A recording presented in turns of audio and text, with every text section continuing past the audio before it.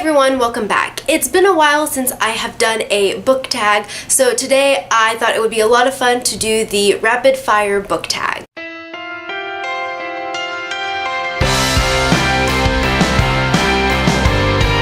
This was originally created by GirlReading, and I'll post the link to the original video down below, so definitely go check it out. I am really excited to do this book tag. And let's get started. Ebook or physical book? Definitely physical book. Although, if the ebook is available at my public library, I have both copies, the physical book from when I read at home, and then my ebook that I just carry on my iPad at work.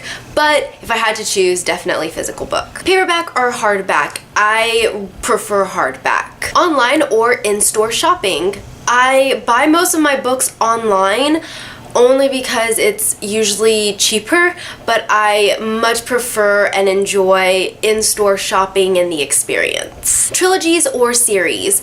I prefer series. Sometimes I feel when it comes to trilogies, this story was either spread out too thin in order to make a trilogy, and there's just extra information that wasn't necessarily needed, or we were missing information and we could have used another one or two books in the series. Heroes or villains? I love a good hero. A book you want everyone to read. Okay, that's a tough one. First thing that comes to mind is, I'm gonna try to not go for the obvious Harry Potter. Let's see. I'm gonna go with a book that I haven't mentioned, and that is The Secret Life of Bees by Sue Monk Kidd. I don't think I've ever actually mentioned this book on my channel, but it was sitting behind me and I just realized that this book is amazing. It has such a great message. It's set in South Carolina in 1964, and it deals with a young girl who escapes with her nanny or housekeeper, who happens to be African American, and so her and Rosaline are trying to kind of find a safe refuge for themselves. They're having to deal with a lot of issues in this time period. It has a great message and it's really short, super easy to read, and I think everyone should read it. Recommend an underrated book. I don't hear much about this series, and maybe it's because it was published a little while ago, so maybe the hype is kind of gone, but that is the Leviathan series by Scott Westerfeld.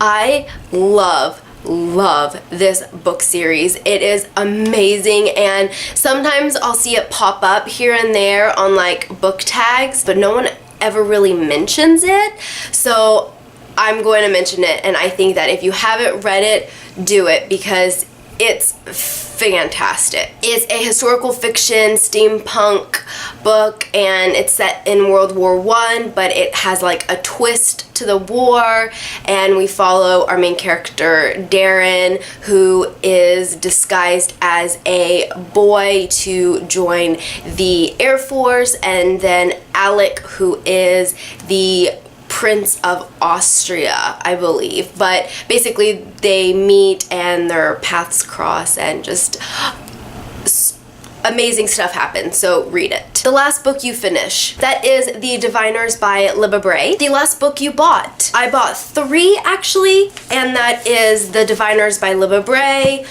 Hollow City, and Library of Souls by Ransom Riggs. Weirdest things you've used as a bookmark. To be quite honest, I don't use bookmarks, so that in itself is kind of weird. I just remember what chapter I was on, or I will take like 2 minutes skimming through the book to try and find where I was at. So that is actually pretty weird. I rarely use bookmarks. Used books, yes or no? Of course, I love a new book where the spine hasn't been bent, but I also loved used books. They're cheaper, half-price bookstores is amazing. You can get them used online as well, and honestly, there is nothing wrong with having a used book. Top 3 favorite genres: fantasy, science fiction, and let's go young adult. Borrow or buy. I really like to own my books, so I tend to buy